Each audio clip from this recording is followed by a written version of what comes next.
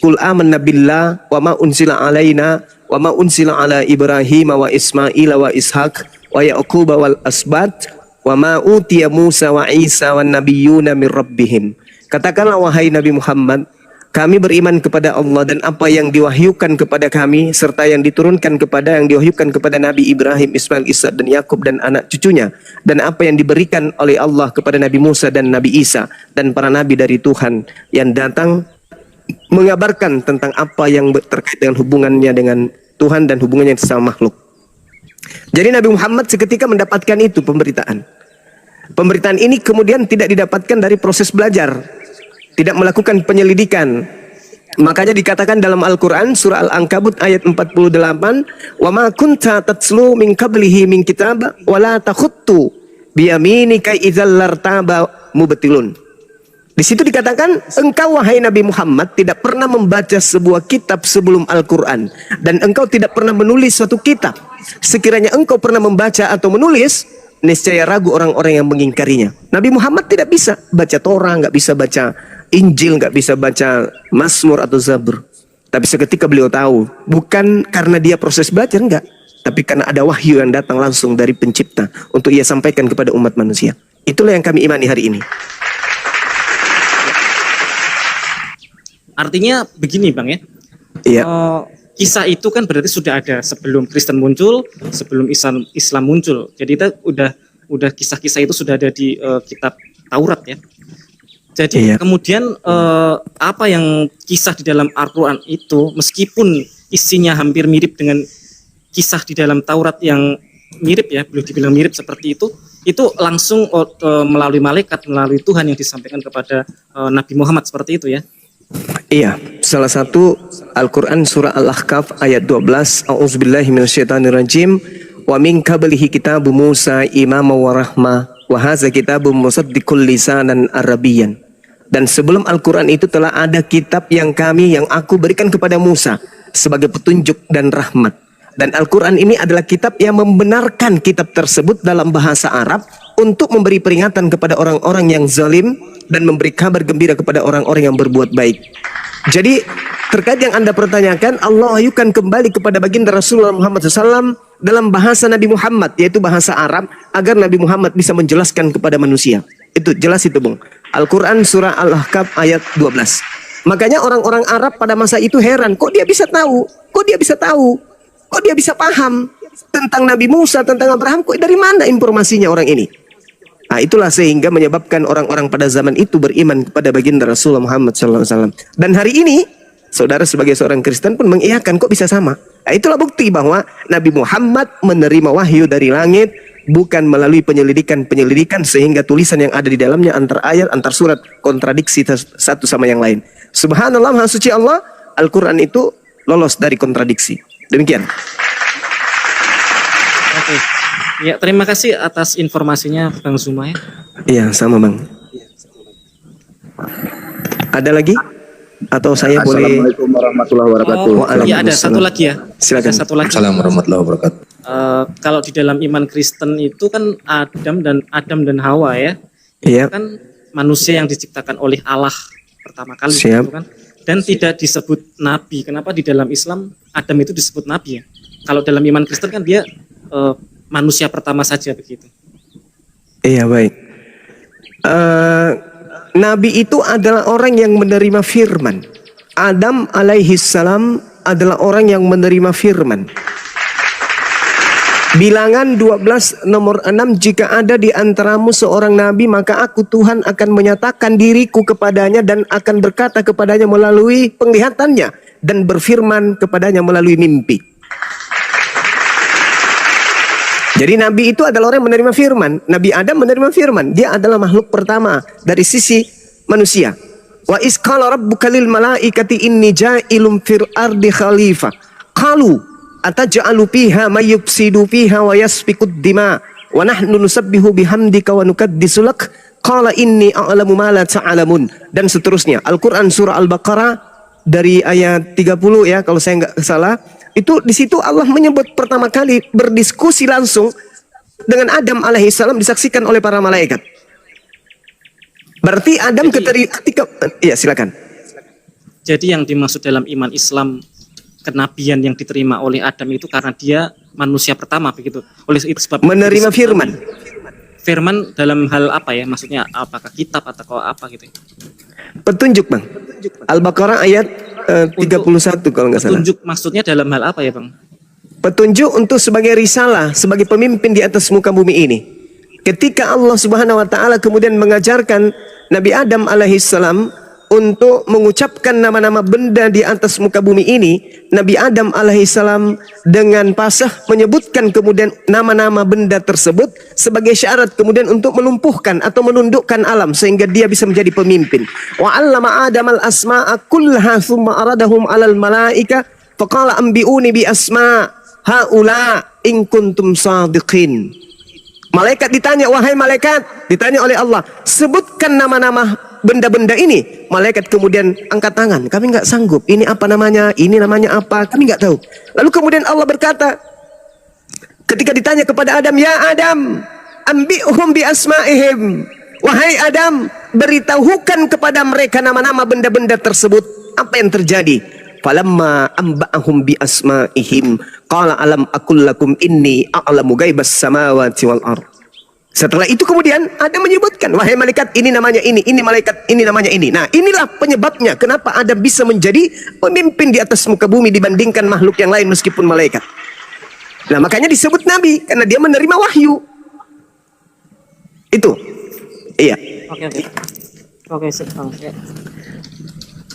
Boleh enggak saya sedikit masuk, Bang? Oh, silakan. Baik, saudara. Gini, kalau di dalam Al-Quran dikatakan ini Abdullah ataniyal kitaba wa ja'alani nabiyan. Nabi Isa alaihissalam ketika ibunya dituduh sebagai pesina, Nabi Isa membela ibunya. Apa yang dikatakan oleh Nabi Isa? Ibuku bukan pezina. Aku ada di atas muka bumi sebagai hamba Allah, sebagai utusan Allah yang untuk disediakan menjadi nabi bagi Bani Israel yang diberikan Injil sebagai ketetapan. Jadi ini Abdullah ataniyal kitaba wa ja'alani nabiyan. Itu kata Nabi Isa. Sehingga orang-orang Yahudi yang memfitnah menuduh ibunya hamil gara-gara zina itu terbantahkan oleh Nabi Isa alaihissalam. Sayangnya ini tidak ditemukan di Bible bagaimana Yesus membela ibunya yang melahirkannya ketika dituduh oleh orang-orang Yahudi sebagai pesina. Yesus tidak membela ibu. Tapi bukan itu intinya. Saya hanya ingin bertanya kepada saudara terkait dengan Bible, terkait dengan kitab. Di dalam Markus 1:14 dikatakan Yesus ketika Yohanes Pembaptis ditangkap, beliau ke Galilea lalu mengajarkan Injil kerajaan Allah. Satu. Yang kedua, di dalam Kisah Para Rasul 8, Filipus memberitakan Injil Yesus. Jadi Yesus membicarakan Injil Allah, Filipus sebagai muridnya yang dipanggil dalam Yohanes 1, Filipus, ke dia ikutlah denganku. Filipus ikut, sama-sama Yesus dan juga Filipus memberitakan Injil kerajaan Allah. Sehingga di Kisah Para Rasul 8 diberitakan Filipus mengajarkan Injil Yesus. Itu satu, itu dua. Yang ketiga, Yohanes 17 nomor 8. Segala firman yang engkau berikan kepadaku telah noise dan mengganggu kuping saya. Kalau bisa ditutup dulu. Segala firman yang engkau berikan kepadaku telah aku sampaikan kepada mereka dan mereka telah menerimanya. Jadi sebelum Yesus terangkat ke langit, murid-muridnya telah menerima segala firman yang Yesus jadikan sebagai landasan pengajaran. Dia guru. Dia adalah guru. Berarti dia punya kurikulum. Dia punya kisi-kisi pengajaran, referensi pengajaran. Lalu kemudian dia punya murid. Dia adalah guru. Dia rabi. Keempat, Yesus berkata dalam Yohanes 12 nomor 49-50, aku tidak berkata-kata dari diriku sendiri. Apa yang aku katakan adalah apa yang diperintahkan oleh Bapa untuk aku sampaikan dan aku ajarkan. Nah, yang terakhir, Yohanes 14:24, firman yang kau dengar dari mulutku bukan dari aku, tetapi dari Bapa yang telah mengutus aku. Pertanyaan saya, saudara, mana segala firman yang diterima Yesus dari Tuhannya yang tidak bercampur dengan perkataan-perkataan Yesus, tidak bercampur dengan sabda-sabda Yesus, yang tidak bercampur dengan karangan-karangan manusia yang muncul belakangan. Boleh saya ditunjukkan supaya saya paham bahwa Injil yang diterangkan Nabi Isa alaihissalam di dalam Al-Quran dan Yesus yang menerangkan kalau dia memberitakan Injil kerajaan Allah serta Filipus memberitakan Injil Yesus kepada Bani Israel, itu kita memiliki benang merah yang sama. Silakan. Saya sedikit terganggu dengan suara tak-tok apa ini? Ya, halo. Iya, silakan Bang. Ya, mungkin saya tanggapin satu persatu dulu ya. Tapi saya nggak catat tadi, cuma saya sepintas saja mendengar ya. Nah, yang Iya, silakan. pertama tentang tokoh Nabi Isa di dalam Al-Quran dan tokoh Yesus Kristus di dalam Alkitab itu menurut pandangan saya pribadi itu adalah kedua tokoh yang berbeda ya. Kenapa tokoh yang berbeda? Karena di situ kalau di dalam iman Kristen itu kan jelas ya itunya silsilah Yesus itu dari dari Daud, kemudian di dalam Alkitab itu dikatakan Yesus itu disalib, kemudian dibangkitkan pada hari yang ketiga, kemudian menampakkan diri 40 hari sebelum dia terangkat ke surga, dan dia menjanjikan Roh Kudus dan seterusnya dan seterusnya. Yang di dalam Al-Quran itu dikatakan, saya kurang membaca dengan jelas, tapi dikatakan dia lahir di pohon korma, kemudian dia tidak disalibkan, Nabi Isa itu tidak disalibkan, tapi ada orang yang menyerupai Nabi Isa yang kemudian dia yang disalibkan. Tetapi Nabi Isa itu langsung diangkat. Nah, dari sisi itu saja jelas sudah berbeda antara tokoh Yesus Kristus dan tokoh Nabi Isa di dalam Al-Quran. Karena di dalam iman Kristen, soteriologi atau keselamatan, kematian Yesus di kayu salib itu sangat sakral dan sangat penting di dalam iman Kristen. Karena tanpa kematian maka tidak ada keselamatan di dalam iman Kristen. Jika menurut Al-Quran Nabi Isa tidak disalibkan, itu jelas menggugurkan iman Kristen. Itu yang perlu saya tanggapi ya. Jadi bagi saya Yesus Kristus dan Nabi Isa itu adalah tokoh yang berbeda.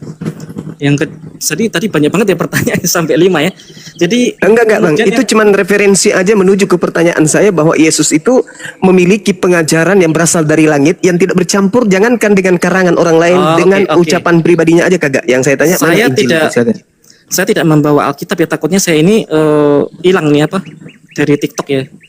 Saya nggak bawa Alkitab ya. Kelemahan orang Kristen itu adalah tidak hafal Alkitab atau ayat seperti teman-teman Muslim yang memang diwajibkan untuk menghafal ada juz 1, juz 2 seterusnya. Kalau di dalam iman Kristen kan tidak diwajibkan untuk menghafal. Jadi itu kelemahan orang Kristen itu tidak hafal ayat. Tapi saya coba untuk mengingat ya, itu di dalam Injil Yohanes pasal 1 ayat 1 sampai 14 kalau nggak salah ya. Di situ dikatakan pada mulanya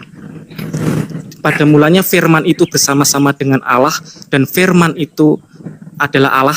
Kemudian dikatakan pada ayat 14 kalau nggak salah ya. Mohon maaf saya nggak bawa Alkitab ya.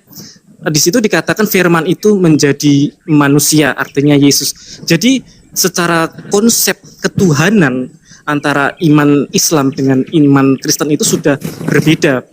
Air dengan minyak. Kenapa saya katakan seperti itu? Di dalam konsep ketuhanan Islam itu tauhid, ha'illallah, tiada Tuhan selain Allah ya. Itu tauhid, artinya esa gitu. Sedangkan di dalam konsep Kristenan itu mengenal yang namanya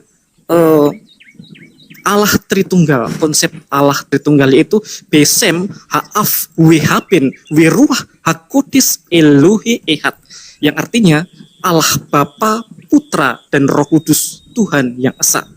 Bagaimana menjelaskan Allah Tritunggal itu banyak sekali buku-bukunya ya. Tetapi jelas saya mau katakan konsep ketuhanan Islam dengan ketuhanan Kristen itu seperti minyak dan air dan tidak bisa bersatu. Maka dalam berbagai perdebatan bagaimanapun juga itu tidak akan menyatu. Kenapa? Karena seperti tadi saya katakan seperti minyak dan air.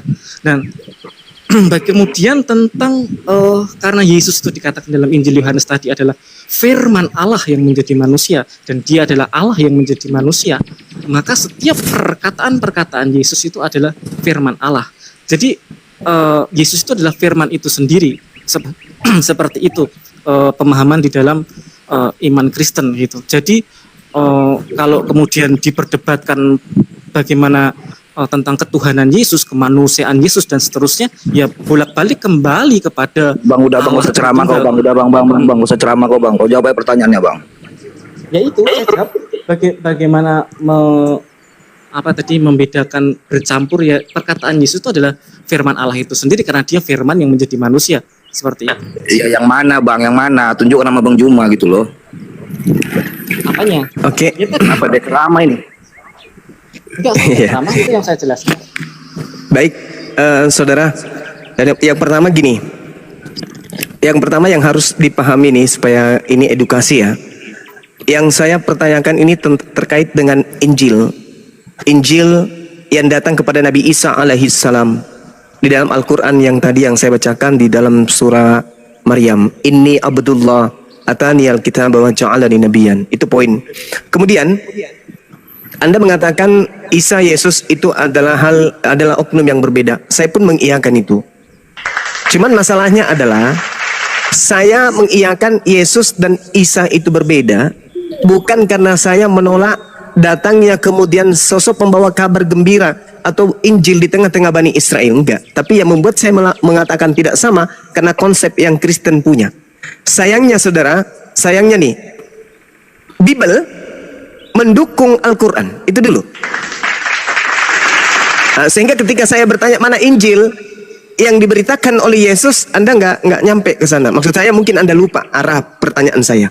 Mungkin Anda lupa, bukan nggak tahu, tapi lupa.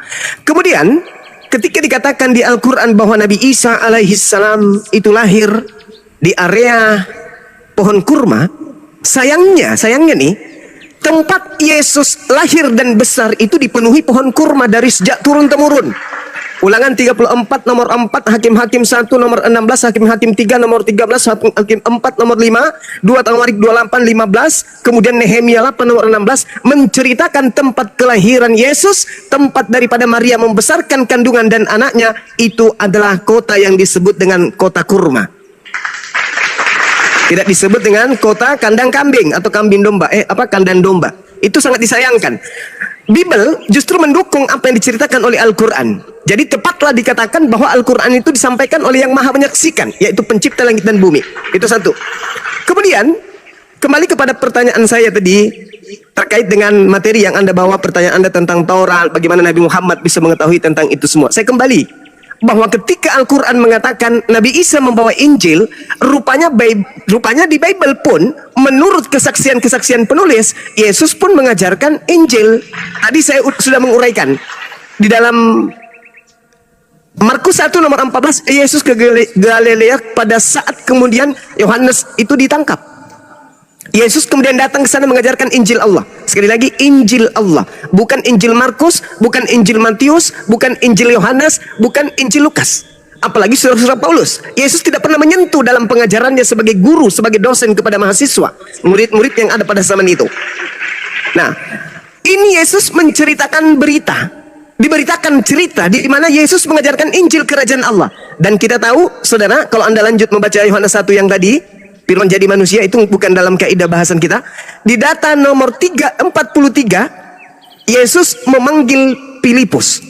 Yesus tidak pernah memanggil Lukas. Yesus tidak pernah memanggil penulis Yohanes, penulis Matius, penulis Markus, penulis Roma, Galatia, Filipi, Kaliki, Pararam, Padalek, Kaluku, Nakan, Regasing. Itu tidak pernah dipanggil oleh Yesus. Yang dipanggil oleh Yesus kemudian untuk memberitakan Injil adalah muridnya yang bernama Filipus.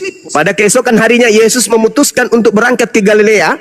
Dia bertemu dengan Filipus dan berkata kepada Filipus, "Kadia kesini, ikut dengan aku." Itu kata Yesus kepada Filipus.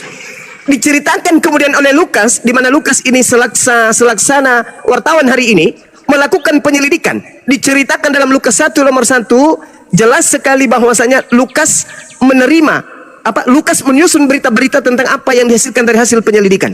Dari hasil penyelidikannya kemudian Markus pun menorehkan hal yang sama. Di dalam catatan Markus 1 nomor 14 Yesus menceritakan itu.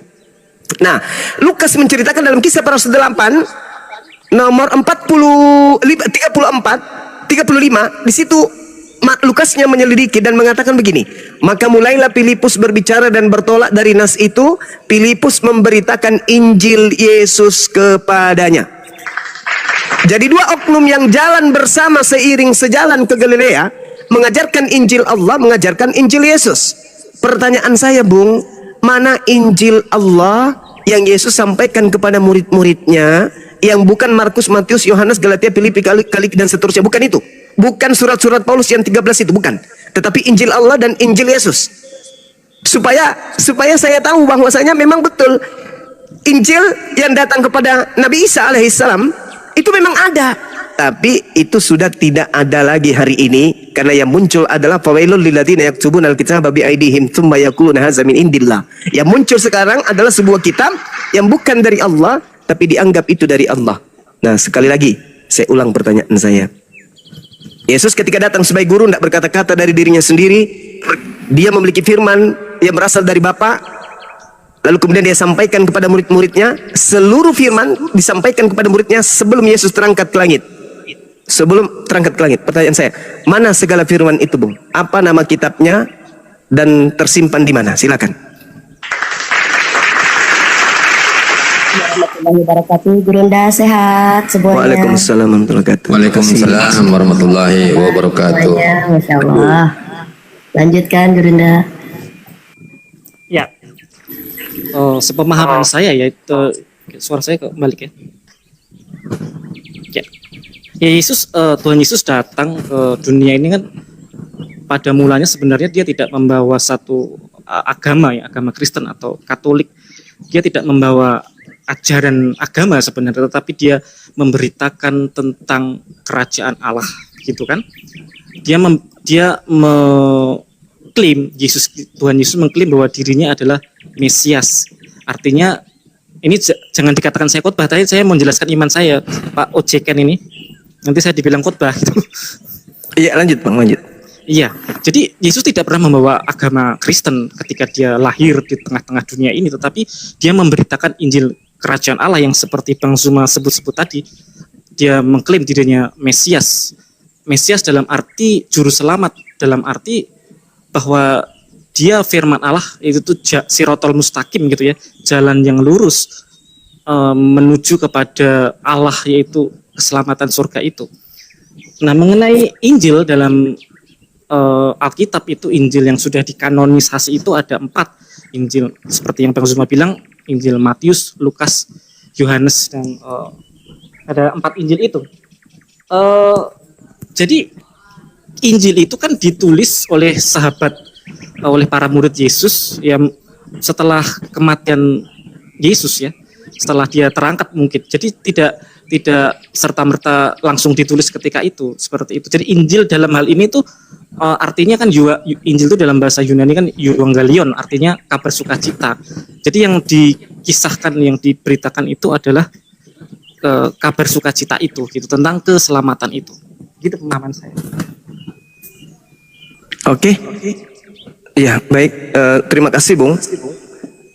Jadi kalau kita berbicara mengenai kata kitab Injil, mungkin Anda mengatakan bahwasanya bukan seperti yang saya sampaikan tadi. Tapi ada satu hal yang perlu dipahami di sini. Kitab Markus itu ditulis antara tahun 64 sampai 65, sampai 67, sorry. Kemudian Matius dituliskan itu kisaran tahun 66. Ada juga yang kemudian mengatakan bahwa dituliskan sekitar tahun 80-an. Petrus 65, ada yang mengatakan dituliskan sekitar tahun 81 sampai tahun 96. Kalau Yohanes sudah jelas itu ya, antara tahun 40 sampai tahun 100. Lalu kemudian Lukas di tahun 62. Kemudian Kisah Para Rasul sampai hari ini tidak diketahui kapan dituliskan. Lalu kitab Wahyu itu tahun 100-an, Yakobus tahun 47. Paulus sendiri mulai kemudian menulis itu di era tahun 52. Jauh setelah Yesus tak ada di bumi. Sedangkan ketika Yesus ada di bumi, dia mengatakan bahwa segala firman yang engkau berikan kepadaku telah aku sampaikan kepada mereka. Tuh, berarti Yesus ini menyampaikan firman. Ada aturan main, ketetapan, hukum-hukum, ketentuan-ketentuan yang berasal dari Tuhan yang ia sampaikan kemudian. Yohanes 17:8, segalanya telah aku sampaikan firman itu. Kemudian Yohanes 12:49 nomor 50, aku Yesus sang penyampai firman tidak berkata-kata dari diriku sendiri. Apa yang aku katakan adalah apa yang diperintahkan untuk aku katakan dan aku sampaikan. Yang ketiga, Yohanes 14 nomor 24. Firman yang kau dengar dari mulutku itu bukan dari aku, tapi dari Dia yang telah mengutus aku. Berarti di luar kitabnya orang Kristen, Yesus memiliki Injil. Markus 1 nomor 14, Yesus memberitakan Injil. Filipus di dalam Kisah Para Rasul 8:35 memberitakan Injil. Sebelum ada buku-buku perjanjian baru, Yesus dan murid-muridnya sudah memberitakan nas Injil. Pertanyaannya, saudaraku, mana Injil atau firman yang Yesus terima dari pencipta langit dan bumi yang mengutusnya menjadi nabi di tengah-tengah Bani Israel? Silakan. Ya, jadi kita kembali kepada Assalamualaikum warahmatullahi wabarakatuh. Waalaikumsalam warahmatullahi wabarakatuh. Maaf, saya potong saudara user ya. Sudah 3 kali Anda belum menjawab ya pertanyaannya ya. Lanjut. ya, saya kurang mengerti kalau dibilang belum menjawab, jadi saya jawab dengan pemahaman saya. Jadi kita kembali kepada proses penulisan Alkitab. Mungkin saya hendak bukan menyandingkan ya. Coba seperti ini ya. Tuhan Yesus dan juga Muhammad dia menerima wahyu ya. Ketika Muhammad menerima wahyu itu kan kemudian disampaikan kepada para sahabat-sahabatnya seperti itu kan. Kemudian nanti baru diredaksi, ditulis di papirus atau apa ya, zaman dulu kan belum ada kertas, di papirus kemudian dikumpulkan menjadi gulungan-gulungan.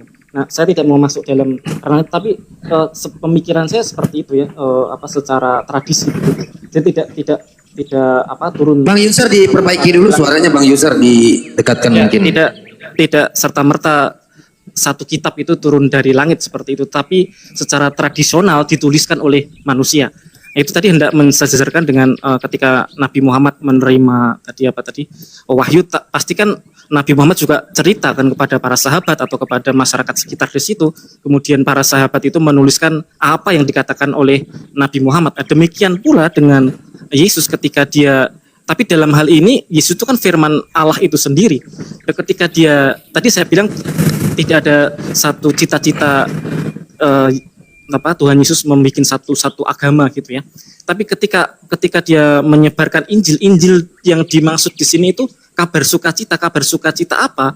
Tentang bahwa dia adalah Mesias dan dia membawa keselamatan manusia, membawa sebagai jembatan menuju kepada Allah. Seperti itu yang dimaksud dengan Injil yang diberitakan itu, esensinya adalah Yesus memberitakan tentang kerajaan Allah, bahwa dialah sang juru selamat yang membawa manusia itu kepada keselamatan, yaitu sorga itu. Nah, kemudian ketika Yesus itu berfirman, ketemu muridnya, ketemu masyarakat di sana waktu itu, kemudian kan ada yang mencatat itu teks-teks itu. Tentu secara logika ya, ketika saya ngomong seperti ini di dalam forum ini, tentu ada yang mencatat, pasti mencatatnya berbeda-beda gitu. Siapa ini, si Tuan Raja Dun ini mencatat apa, Ocekan mencetak apa. Jadi ketika saya berbicara ini catatan-catatannya tentu berbeda. Volumenya meskipun esensinya tetap sama. Jadi dalam iman Kristen itu juga gitu. Jadi ketika Yesus berfirman, para sahabatnya mencatat itu, dan ketika itu kan tidak berpikir akan menjadi sebuah kitab suci. Menjadi sebuah kitab suci kan tidak berpikir ke arah sana kan, hanya mencatat saya di gulungan papirus. Oleh karena itu dalam sejarah teks dalam iman Kristen kan ada beberapa teks ya, ada Septuaginta, ada LXX, artinya teks-teks itu juga punya tahun pembuatannya masing-masing, ada yang lebih tua, ada yang lebih muda, jadi kaya akan teks, sehingga maka ada beberapa versi-versi, karena tadi saya ngomong orang yang mendengarkan saya pun belum tentu akan mencatat sesuatu yang sama seperti itu. Jadi yang dimaksud Bang Zuma itu Injil yang diberitakan Yesus itu tadi adalah kabar sukacita, kabar keselamatan bahwa Yesus adalah Mesias. Yang Injil yang ditulis itu ya Injil yang dikanonisasi oleh bapak-bapak gereja tentunya, dan menjadi keempat Injil itu. Dan ada surat-surat Paulus juga, ada kitab Taurat, ada yang lain-lain, sehingga ada yang 66 kitab Protestan itu yang diakui Protestan itu menjadi Alkitab, seperti itu. Mungkin saya nggak tahu apakah statement saya ini menjawab atau tidak, tapi itu yang saya pahami. Oke, baik. Jadi gini, saudara, kalau kita berbicara mengenai Nabi Muhammad sebagai standar dalam penilaian hal ini, Sebentar. Ya, silakan. Jadi di dalam Al-Quran itu kan satu teks ya, teks lupa saya khalifah siapa ya teks yang dipakai Al-Quran itu ya? Utsmani ya. Utsmani ya, teks itu teks Utsmani di seluruh dunia, karena teks-teks yang lain kan dibakar, sehingga hanya ada teks Utsmani yang menjadi patokan Al-Quran, sehingga Al-Quran itu seragam di seluruh dunia. Sedangkan dalam Kristen tuh kaya akan teks, karena teks-teksnya kan tidak dibakar. Jadi ada tadi yang saya ngomong teks Septuaginta, ada teks Logos dan seterusnya, sehingga kaya akan berbagai versi seperti itu. Oke, thank you. Jadi Rasulullah Muhammad SAW penerima firman. Yesus suka tidak suka harus pun diakui sebagai penerima firman. Posisi mereka adalah sama, sebagai corong langit di bumi untuk mengajar orang-orang yang menjadi murid atau kemana mereka diutus. Nabi Muhammad menyampaikan firman yang diterima. Yesus menerima firman yang diterima. Yesus tidak menambahkan dan tidak mencampur adukkan. Menurut Yesus, Yohanes 12:49 nomor 50. Kenapa? Karena firman Tuhan itu kekal, maka dia tidak boleh ditambah, tidak boleh dikurangi. Kemudian Nabi Muhammad pun sama. Nabi Muhammad menerima Al-Quran. Contoh, Iqra bismi rabbikal ladzi khalaq. Bagaimana cara metode yang digunakan kemudian? Metode lisan. Apa itu? Murid sahabat menghafalkan. Seluruh sahabat menghafalkan Iqra bismi rabbikal ladzi khalaq. Jadi semua murid menghafalkan itu. Nah, kemudian baginda Rasulullah Muhammad SAW dalam proses menyampaikan Al-Quran ada yang disebut ijazah ardan wa sima'an, ijazah ardan faqat, ijazah sima'an faqat, dan seterusnya. Jadi Nabi Muhammad menyampaikan Al-Quran, sahabatnya kemudian menghafalkan. Ketika hafalannya itu keliru, Nabi Muhammad meluruskan, menegur, ini yang benar. Sahabat menghafal Al-Quran. Bagaimana dengan Yesus? Yesus menerima firman. Yesus menyampaikan, karena Yesus tidak bisu. Dia sampaikan. Apa bunyi firmannya? Sampai hari ini kita nggak tahu. Itu dulu, poin pertama. Jadi level pertama dulu. Nabi Muhammad menerima firman, pindah ke sahabatnya, dihafalkan. Yesus menerima firman, pindah ke muridnya, dihafalkan tidak, dituliskan pun tidak. Saya ulang. Nabi Muhammad menerima firman, pindah ke muridnya, muridnya menghafalkan. Kemudian ketika Yesus menerima firman, Yesus sampaikan kepada muridnya, murid tidak menghafal, murid tidak menulis. Nabi Muhammad, muridnya menulis, muridnya menghafal. 2 poin. 2 poin terpenuhi di Nabi Muhammad, 2 poin tidak terpenuhi di Yesus. Kemudian ketika para sahabat menulis, menghafal, Nabi Muhammad menyampaikan, jangan kau tuliskan yang bukan kuterima sebagai wahyu. Tuliskan yang berasal dari Allah. 22 tahun kemudian para sahabat digembleng untuk menghafal Quran. Cukup waktunya. Ketika Nabi Muhammad udah meninggal dunia, terjadi perang.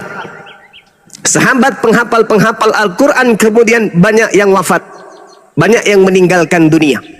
Sampai muncul instruksi, kalau semua penghafal Al-Quran ini meninggal, bagaimana caranya Islam ini kita sampaikan sampai ke ujung bumi? Maka mereka sepakat untuk membukukan Al-Quranul Karim. Ini adalah orang-orang sahabat Rasulullah yang Rasulullah sendiri mengatakan, Faiza qara'na fattabi'il Quran. Apabila aku selesai membacakannya, maka ikuti bacaan itu, ikuti bacaan itu. Kemudian Rasulullah juga mengatakan, khusu Al-Quran min arba'ah. Terima Al-Quran, ambil Al-Quran, pelajari Al-Quran, hafalkan Al-Quran, tuliskan Al-Quran dari keempat sahabatku. Disebutkan pula tuh namanya, Abdullah bin Mas'ud, Salim, Mu'az bin Jabal, dan Ubay bin Ka'ab. Lengkap. Ketika kemudian dituliskan, dihafalkan, disusun tulisan-tulisan itu kemudian, maka tidak seluruh sahabat Nabi ketika Nabi Muhammad SAW kemudian memberitakan wahyu hadir di setiap saat. Ada Said hadir, si sahabat yang lain tidak hadir. Pada saat pembelajaran itu yang lainnya menulis, yang satunya tidak menulis karena tidak hadir. Maka proses berikutnya hafalan-hafalan mereka ini tidak berkesuaian dengan tulisan karena ada yang bolong-bolong. Maka disusunlah hafalan, maka disusunlah tulisan berdasarkan atas hafalan. Setelah kemudian dituliskan tulisan ini berdasarkan hafalan, maka tulisan yang bolong-bolong dari para sahabat itulah yang dibakar. Iqra bismi rabbikal ladzi khalaq. Ada yang menuliskan ayat itu. Lalu kemudian ada yang melangkahi tidak menuliskan. Kenapa? Karena pada proses pewahyuan mereka tidak hadir. Sebaliknya, ada sahabat yang hadir yang tidak menuliskan ayat pertama. Iqra bismi rabbikal ladzi khalaq. Si Zaid hadir. Khalaqal insana min alaqa, dia tidak hadir. Kemudian sebaliknya, pada saat Utsman hadir, Iqra bismi rabbikal ladzi khalaq, hadir Utsman. Khalaqal insana min alaq, dia tidak hadir. Berarti kebalik. Bagaimana caranya kemudian untuk menyusun kitab ini, catatan-catatan mereka? Maka patokannya adalah para penghafal. Maka penghafal datang, Iqra bismi rabbikal ladzi khalaq, khalaqal insana min alaq. Iqra wa rabbukal akram alladzi 'allama bil qalam, 'allamal insana ma lam ya'lam. Kalla innal insana la yatgha ar-ra'ahu istagna, dan seterusnya. Nah, sementara tulisan-tulisan yang ada, Iqra bismi rabbikal ladzi khalaq, ada yang langsung Iqra wa rabbukal akram, loncat lagi, 'allamal insana ma lam ya'lam, loncat lagi, ar-ra'ahu istagna, loncat lagi. Di tulisan yang lain juga begitu, loncat. Maka untuk menyatukan tulisan harus ada penghafal yang menjadi koridor bacaan. Setelah itu dibukukan berdasarkan hafalan, tadi yang bolong-bolong itulah yang dibakar. Bukan bacaan yang di luar daripada Al-Quran yang dibakar, tapi bacaan-bacaan yang tidak tersusun sesuai dengan hafalan. Itulah yang dibakar, agar Anda tahu. Nah, ini sudah level 2. Level 2 kosong. Level 3 bagi Kristen kosong. Tadi tidak menghafal, tidak dituliskan. Level kedua kosong. Level ketiga dalam Islam apa? Diajarkanlah kemudian Al-Quran itu, para penghafal menerimanya. Disebutlah dengan sebutan tahfizul Quran, para penghafal Quran, para penulis Quran. Level 3 kosong, Kristen kosong. Level 4 umat Islam belajar original teks kitabnya, alif, ba, ta, za. Level 4 Kristen 0, kosong. Sampai pada akhirnya di tahun Yesus sudah terangkat puluhan tahun setelahnya, barulah para penulis, para wartawan ini mengumpulkan cerita-cerita satu sama yang lain dari hasil penyelidikan informasi dari saksi-saksi yang ada. Makanya saya berani mengatakan bahwa kitab saudara Kristen itu bukan firman Tuhan, tetapi tulisan orang-orang yang tidak dikenal. Lalu kemudian saudara sendiri mengatakan tadi, mereka tidak menyangka kalau tulisannya akan dijadikan sebagai firman Tuhan. Karena memang bukan firman Tuhan. Bercampur aduk antara sabda Yesus dengan firman yang Yesus terima dari Tuhan. Kalau di Islam enggak. Firman Tuhan adalah Al-Quran. Ucapan uraian Rasulullah tentang ayat itu disebut hadits. Makanya di Islam itu ada Al-Quran, ada hadits. Apa Al-Quran? Firman Allah. Apa hadits? Uraian Rasulullah tentang Al-Quran. Nah, kalau di kitabnya Kristen tak ada. Murni semuanya adalah tanpa legitimasi dari sumber Yesus. Makanya saya katakan, kenapa kitabnya orang Kristen itu menggunakan terjemahan saja, tidak disertakan original teksnya? Karena itu tadi, original teksnya pun tidak berasal dari Yesus. Di awal tadi saya mendengarkan saudara, Taurat itu adalah terjemahan yang diambil dari Yahudi, diambil secara tidak sah, diambil karena memang tidak ada hubungannya antara kitabnya orang Yahudi yang adalah perjanjian baru bagi Yahudi, kemudian sampai di Kristen jadikan sebagai perjanjian lama. Padahal Taurat itu adalah perjanjian baru. Perjanjian barunya Yahudi adalah Taurat, tapi dijadikan perjanjian lama di Kristen demi untuk menjadikan tulisan-tulisan wartawan yang tidak dikenali ini sebagai firman Tuhan yang disebut perjanjian baru. Jadi pada kesimpulannya, Injil yang Yesus ajarkan di tengah-tengah Bani Israel yang adalah firman Tuhan itu tidak ada di Kristen. Itulah yang dikatakan oleh Al-Quranul Karim. Mohon maaf sekali lagi, saya baca ayat suci Al-Quran yang menerangkan tadi bahwasanya baginda Rasul Muhammad SAW menyatakan bahwa orang-orang terdahulu membaca sebuah kitab dan ternyata kitab yang mereka baca itu bukanlah Al-Quran, bukanlah Injil. Wa inna minhum lafariqal lalwunal maaf saya lupa ayatnya. A'udzubillahi minasyaitonirrajim.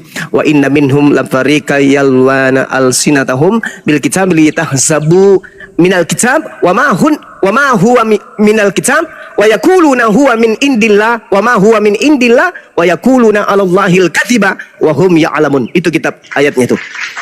bahwasanya ada di antara mereka segolongan manusia memutarbalikkan lidahnya membaca sebuah kitab agar kamu menyangka bahwa itu adalah Alkitab, padahal itu bukan Alkitab, dan mereka berkata itu dari Allah, padahal itu bukan dari Allah. Itulah Bible yang dimaksud oleh Al-Quran. Demikian, Bung. Maaf kalau kepanjangan, silakan. Ya, menurut saya sah-sah saja ya dalam Bang Zuma menyampaikan satu, dengar ya suara saya? Iya. Ya, menurut saya sah-sah saja Bang Zuma dalam menyampaikan argumennya tentang yang panjang dan lebar tadi begitu. Tapi di dalam tadi iman Kristen bahwa penulisan Alkitab yang ditulis oleh para murid itu diimani, yaitu di dalam bimbingan Roh Kudus ya. Roh Kudus adalah pribadi Allah yang ketiga yang dia dalam Allah Tritunggal. Jadi ditulis sedemikian detail itu atas ilham daripada Roh Kudus. Jadi tidak serta-merta ngawur begitu ya. Yang kemudian itu ada proses cukup panjang ya dalam hal ini bapak-bapak gereja yang dari berbagai tempat juga akhirnya kan tadi dikatakan mengkanonkan kitab itu menjadi 66 kitab. Begitu pemahaman saya. Kemudian yang saya tanya ya, terakhir mungkin karena nanti jam 5 saya harus pulang kantor nih. Iya, silakan. Di Nabi Muhammad itu kan menerima ayat ada Makkiyah dan Madinah gitu ya. Iya. Kalau nggak salah saya pernah belajar itu coraknya berbeda. Sorry kalau kebalik ya. Kalau Makkiyah itu lebih keras, kalau Madinah itu lebih lembut gitu. Kenapa ya dibedakan ayat itu menjadi berbeda khasnya karena tempatnya atau karena apa ya, kenapa dibedakan begitu ya antara ayat Makkiyah dan Madaniyah? Iya, baik. Jadi Makkiyah, Madaniyah wahyu Allah yang diturunkan kepada baginda Rasul Muhammad SAW setelah berhijrah ke Madinah. Makkiyah wahyu yang diturunkan kepada Nabi Muhammad SAW sebelum berhijrah ke Madinah. Kondisi yang ada pada zaman itu yang menyebabkan kemudian ayat ini berbeda cakupannya. Ada masa di mana Nabi Muhammad SAW itu diusir, kemudian ada masa kemudian Nabi Muhammad SAW datang untuk menyatukan orang-orang yang ada di Mekah. Ada masa di mana Nabi Muhammad bertahan, ada masa di mana Nabi Muhammad harus memerangi orang-orang yang memerangi dirinya. Nah, sedangkan kalau kita berbicara mengenai ayat-ayat Makkiyah misalnya, itu jelas memakai konteks kalimat tegas dan lugas. Kenapa? Karena kebanyakan objek yang didakwai yang menjadi sasaran penyampaian firman pada masa itu menolak. Dan juga ada yang membenarkan. Maka sesuai untuk mempergunakan konteks kalimat yang tegas, semisal surah Al-Mudaththir atau Al-Qamar. Sedangkan ayat-ayat Madaniyah itu kebanyakan mempergunakan konteks yang lembut. Kenapa? Karena kebanyakan objek yang didakwahi adalah mereka yang menerima dan sudah taat. Jadi cakupannya adalah ajaran pengajaran lanjutan. Jadi ayat-ayat Madaniyah itu adalah ayat-ayat lanjutan dari kajian. Sementara ayat-ayat Makkiyah adalah penegasan awal kepada orang-orang kafir. Kemudian kalau kita melihat dari ayat Makkiyah, itu kebanyakan ayat-ayat pendek dan sangat argumentatif. Kenapa demikian? Karena kebanyakan yang didakwai itu adalah mengingkari. Mereka ingkar, mereka kufur terhadap isi daripada Al-Quran tersebut. Sehingga konteks daripada cakupan ayatnya itu mengikuti kondisi yang berlaku pada masa itu. Nah, ini yang kemudian yang ingin saya sampaikan. Sedangkan kalau kita berbicara mengenai ayat-ayat Madaniyah, itu penjelasannya tentang hukum-hukum yang tidak argumentatif. Kenapa demikian? Yaitu tadi, karena disesuaikan dengan kondisi objek yang didakwahi. Mereka sudah menerima Islam, jadi tinggal menerima kemudian apa yang menjadi rukun syarat sah satu hukum. Sedangkan Makkiyah itu rata-rata orang kafir yang menolak kemudian Islam, maka dia cenderung kepada hal-hal yang seperti yang saya bacakan tadi di awal saya masuk ke sini. Innalladzina amanu yuqatiluna fi sabilillah. Orang-orang yang beriman itu berjuang di jalan Allah. Walladzina kafaru fi sabilit tagut. dan orang-orang kafir itu berjuang di jalan setan. Itu jelas. Maka Al-Quran mengatakan bahwa perangilah mereka, saudara-saudaranya setan itu. Perangi dengan cara apa? Dengan tegas kepada mereka. Katakan yang hak adalah yang hak, yang batil adalah batil. Itu di Islam gitu. Jadi makanya dua ayat Madaniyah dan Makkiyah ini itu keliru Anda kalau Anda mengatakan bahwa cara bacanya yang menyebabkan. Enggak. Ini tergantung konteks di mana objek ayat suci Al-Quran itu ingin disampaikan. Itu yang pertama. Kedua, di Islam itu Bung, ada yang disebut qiraah sab'ah, bacaan 7. Jadi ada cara-cara membaca Al-Quran yang harakatnya itu beda. Tetapi itu semuanya dibiarkan, diizinkan, disahkan oleh Rasulullah. Kenapa? Karena lisan orang Arab pada masa itu semuanya tidak sama. Seperti misalnya wadduha, ada yang membacanya wadduhe, wallaili idza zaja, wallaili idza zaje, ma wadda'aka rabbuka ma kali. Itu dibenarkan oleh Rasulullah, dan itu tidak merusak makna, tidak merusak daripada isi kandungan Al-Quran itu sendiri. Makanya kalau Anda mengatakan ada salah dialeknya sama, ya memang Rasulullah mengiyakan dan mensahkan itu. Karena memang orang Arab lisannya tidak semuanya sama. Seperti itu saudara. Sedangkan kalau di Anda ya, sekali lagi mohon maaf nih, Bible Anda katakan dipenuhi oleh Roh Kudus sampai mereka menuliskan itu bullshit, nonsense. Saya boleh minta di mana dalilnya? Yohanes menulis karena kepenuhan Roh Kudus, Lukas menulis karena Roh Kudus, Paulus menulis, tak ada akan pernah Anda temukan itu. Lukas mengatakan aku menulis segala aku menyusun berita-berita yang terjadi antara peristiwa-peristiwa yang terjadi di antara kita dengan cara melakukan penelitian dan menyusunnya kembali kepada Theophilus. Tidak ada itu wahyu atau tidak ada itu Roh Kudus. Bahkan Paulus berani mengatakan dalam Korintus 11 nomor 17, apa kata dia? Aku menuliskan, aku menyampaikan bukan dari firman Tuhan, tetapi sebagai orang bodoh yang bermegah. Firman yang apa yang aku katakan bukan berdasarkan firman Tuhan. Itu enggak ada itu. Kemudian apa lagi? Coba Anda baca Matius 9 nomor 9. Anda baca Yohanes 21 nomor 24 nomor 25. Yohanes ini bukan murid Yesus, dan dia menuliskan hanya atas dasar penyelidikan dari saksi-saksi.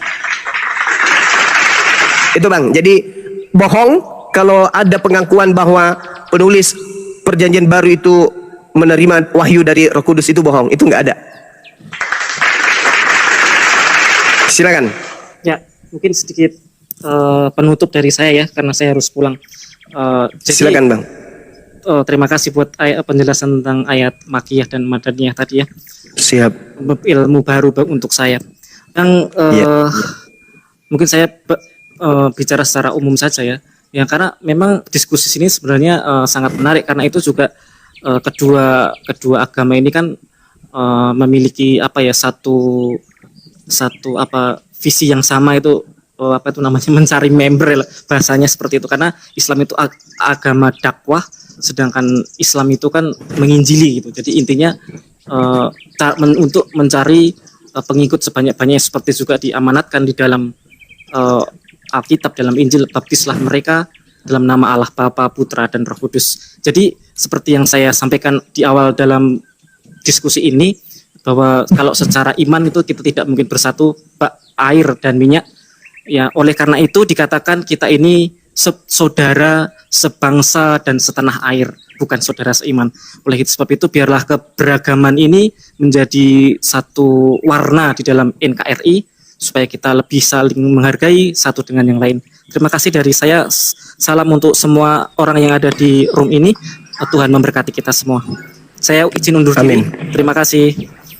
Iya. Terima kasih kembali buat Bang User atas kesediaan waktunya untuk naik, dan subhanallah, tabarakallah, sangat jelas dan terperinci sekali apa yang telah disampaikan oleh Bang Zuma tadi. Semoga apa yang disampaikan beliau dapat mengedukasi kawan-kawan yang ada di bawah, juga menjadi inspirasi buat kawan-kawan yang di Muslim. Ya, dilanjut Bang Zuma. Boleh ya, saya closing statement boleh? Saya ingin memberikan closing dari apa yang saya sampaikan barusan.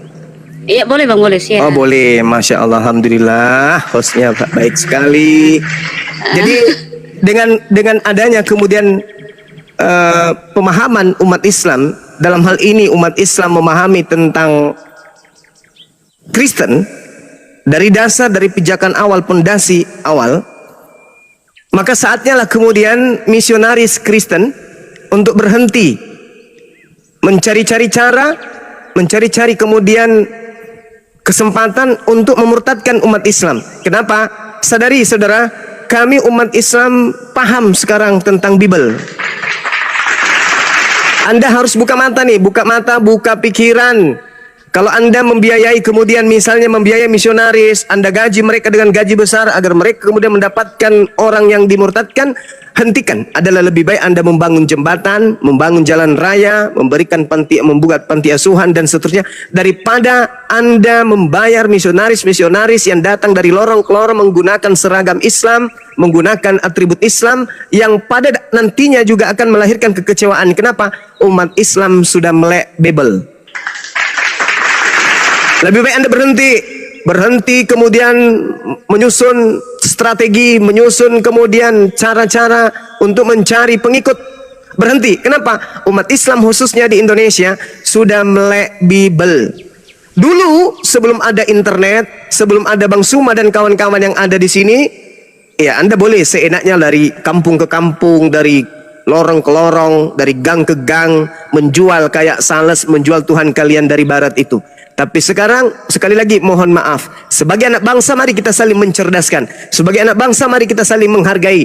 Kita jalankan amanat Pancasila dengan baik, jalankan agama kita dengan lurus, katakan agama kita sesuai dengan apa asalnya. Jangan kita mengambil-ngambil istilah-istilah dari agama saudara kita yang lain yang kita sendiri tidak imani, sampai menyebutnya pun seakan-akan kita jijik. Seperti misalnya Allah, kalian sebut dengan Allah. Kenapa demikian? Karena sejatinya kalian sadar sebenarnya itu bukan hak kalian, tapi kalian pakai demi untuk apa? Demi untuk menjalankan Filipi 1 nomor 18 tentang Yesus diberitakan baik dengan maksud menipu, palsu atau bohong atau jujur. Aku Paulus tetap bersuka cita. Kepada orang Yahudi aku ngaku Yahudi, kepada orang Yunani aku Yunani, kepada orang yang taat Taurat aku pura-pura seakan-akan taat kepada Taurat meskipun saya tidak hidup di bawah hukum Taurat, supaya aku bisa memenangkan banyak jiwa. Itu jangan Anda pakai lagi di Indonesia. Anda dirikan sekolah STT, Anda bikin lembaga Bible Indonesia. Sudahilah. Kembalilah kepada harkat, markat, martabat rakyat Indonesia yang punya jati diri dan punya harga diri yang kemudian dipandang oleh dunia bahwa orang Indonesia ini adalah orang cerdas, orang Indonesia ini adalah orang terpelajar, orang Indonesia ini adalah orang yang punya budaya saling menghargai satu sama lain. Sehingga janganlah kita antar anak bangsa karena ego beragama, agama kita yang datang dari barat kita bikin seperti dari timur tengah. Jangan, hentikan sudah itu. Karena para apologet Islam sudah bangun dari tidur panjangnya untuk menyadarkan kalian bahwa yang kalian sebut Injil itu bukan Injil, yang kalian sebut Rasul itu bukan Rasul, yang kalian sebut Alkitab itu bukan Alkitab, yang kalian sebut apapun itu yang bersumber dari Al-Quran tidak sesuai dengan cangkang aslinya Kristen. Untuk itu sekali lagi mohon maaf nih saudara-saudara misionaris, lembaga-lembaga Kristen, hentikan gerakan pemurtadan, hentikan pendangkalan akidah yang ada di Jawa sana, di pelosok-pelosok, yang ada di Madura, yang ada di Jawa Tengah, yang ada di Jerapa, Jepara. Hentikan semua itu, ya, yang ada di Sopeng, yang ada di Malino. Sudahilah itu semua.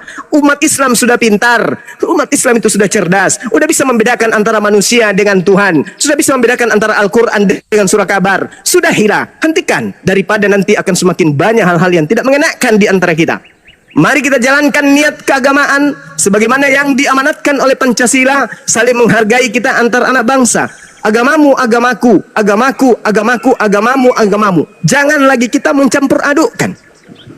Jangan lagi, berhentilah itu, agar supaya komal-komal Islam yang membahas perbandingan agama ini tidak lagi menjamur. Kalau kalian tidak mau sadari itu, tidak juga mau menghentikan itu, maka umat Islam itu adalah agama jihad. Agama Islam itu adalah agama perjuangan. Islam diajarkan memerangi setan. Innalladzina amanu yuqatiluna fi sabilillah walladzina kafaru yuqatiluna fi sabilit tagut. Faqatilu awliya asy-syaitan. Faqatilu awliya asy-syaitan. Perangilah saudara-saudaranya setan. Perangilah saudara-saudaranya setan. Siapa saudaranya setan? Mereka yang menganggap Tuhan nuzul ke atas muka bumi ini menjadi manusia. Karena Tuhan pencipta langit dan bumi tidak pernah diajarkan kemudian menjadi makhluk. Untuk itu saudara, sekali lagi saya minta maaf bahwasanya mari kita berdamai. Indonesia harus berdamai. Indonesia sudah merdeka, kita isi kemerdekaan ini dengan hal yang positif. Jangan lagi karena ego agama Anda tampil seperti ustadz, pakai tasbih, pakai baju koko, pakai kopiah, pakai jilbab, pakai mukena. Alamak, habis itu ternyata nyembahnya Yesus. Penampilan Islam demi apa? Demi untuk memurtadkan orang menjalankan misi. Matius 28 nomor 19, Markus 16, 17, 18. Itu sudah tidak pakai, sudah nggak zaman, sudah ada Bang Suma dan Bang Suma yang lain. Jangan lagi jangan lagi kayak gitu kali lah, bagi-bagi baju kaos, bagi-bagi ini Indomie segala, udahlah itu sudahi, lakum dinukum waliyadin. Ayo saudara Kristen, menjadi Kristen lah dengan baik, gunakan seragam Anda dengan baik, jangan Anda menggunakan seragam agama lain. Kalau Anda hanyalah menggunakan seragam sapam tapi Anda bukan sapam, itu Anda adalah sapam gadungan. Kalau Anda kemudian Kristen tapi Anda menggunakan atribut Islam, itu menandakan bahwa agama Anda bukanlah agama yang benar. Berhenti. Begitu juga umat Islam yang berpura-pura kemudian tampil seperti pendeta kalau ada, ya tampil seperti Yesus kalau ada. Sudahlah, kutukan Tuhan itu akan datang padamu. Berhenti melakukan hal kayak begitu. Islam silakan dengan Islamnya, Kristen dengan Kristennya. Yang lurus kembali kepada poin pertama, yaitu niatan Kristen adalah niat baik, niatan Islam juga adalah niatan baik. Jalankan niatan baik ini tanpa ada saling mencederai satu sama lain. Mari kita saling bahu-membahu, saling berpegangan untuk kita mengisi kemerdekaan. Jayalah Indonesia kita, jayalah bangsa yang kita cintai ini. Demikian sahabat-sahabat sekalian, dari semua di sini sudah mau maghrib sekalian, saya tutup. Subhanakallahumma wa bihamdik, asyhadu an la ilaha illa anta, astaghfiruka wa atubu ilaik. Salam tauhid, salam satu Tuhan. Jayalah Islamku, jayalah Indonesia kita. Assalamualaikum warahmatullahi wabarakatuh. Waalaikumsalam warahmatullahi wabarakatuh. Terima kasih. Sebelum saya pamit, sahabat-sahabat sekalian, terima kasih banyak saya sudah diundang di sini. Kenapa saya datang ke sini di Komal ini? Karena beberapa hari yang lalu ada sahabat yang naik minta kepada saya, Bung Suma, sekali-kali tampil di Komal kita, Tuan Raja Dolar. Artinya di sini tidak ada Bampol, kan gitu. Ya, saya sekarang berhati-hati karena teman-teman Bampol itu banyak di mana-mana. Pembenci-pembenci orang yang memperjuangkan akidah Islam itu ada di mana-mana. Tampil seperti Islam tapi isinya bukan. Jadi ketika saudara mengundang saya, silakan dengan langsung. Maksudnya mengundang bukan sebagai narasumber sih, tapi untuk meramaikan saja siapanya aku ini. Itu yang pertama. Kemudian yang kedua, sebentar malam saya umumkan ada tantangan dari pendeta Gigi. Pendeta Gigi atau siapa ya? Yang dulu pendeta yang marah ketika saya mengatakan dia jual gigi. Ingat nggak? Iya. Ingat ya, ada yang masih ingat. Alhamdulillah. Beliau kembali menantang saya untuk membahas tentang ya Allahku ya Tuhanku. Ketika kemudian si Thomas kaget melihat lambungnya Tuhannya bocor, tidak keluar ikan yang dimakan. Kan harusnya makan ikan keluar dari lubang. Iya kan? Bukan di anus keluarnya tapi di lubang bekas tombak. Dia kaget kemudian, oh mama, ternyata Tuhanku masih hidup, lambungnya bocor, tidak ada handiplas tapi tidak keluar darah, kan gitu ya. Nah itu alasannya menuhankan kemudian Yesus karena lambungnya tidak keluar ikan goreng dan madu yang dia minum. Itu katanya ya. Mati Nah, itu saya umumkan di diskusi. Dia nanti saya Bang Juma, sampaikan jam sebentar. 8 malam. Ya gimana? Jam 8, oke. Di komalnya Ya, siapa, jam Bang? 8. Tadinya di Pandi, tapi kayaknya nggak jadi karena ketika kemudian dia nantang pendeta pendebat Islam, Dina Fandi mengatakan Bang Suma yang ingin maju 2 jam. Apa yang dikatakan? Jam berapa Bang Suma mau? Jam 8 sampai jam 10.